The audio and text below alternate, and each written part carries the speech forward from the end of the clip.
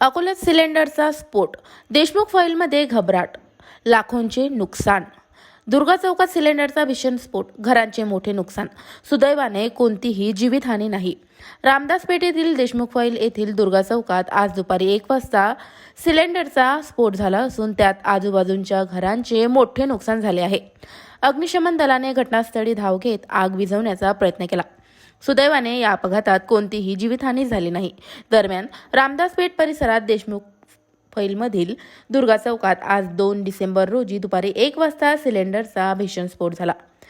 सिलेंडरच्या स्फोटाचा आवाज इतका मोठा होता की आजूबाजूच्या घरांमध्येही कंपन जाणवले.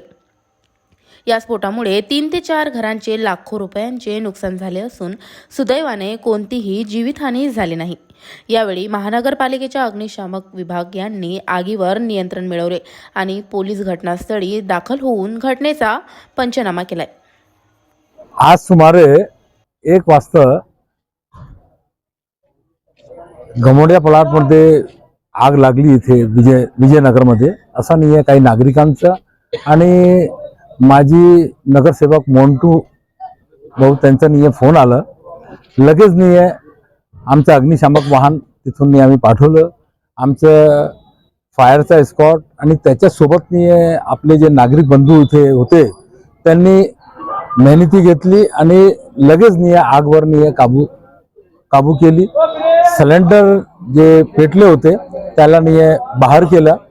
आता आगचं कारण जे आहे काय आहे ते तर सिलेंडर पाहून नाही आम्हाला नाही असं दिसते की सिलेंडरमध्ये आग लागली. पण एजन्सीला जे एजन्सी आहे गॅस एजन्सी त्याला नाही पण आपण बोलवलेलं आहे आणि आता नाही आग नाही बुझलेली आहे. बाकीचा इन्व्हेस्टिगेशन मी आम्ही करून राहिलो.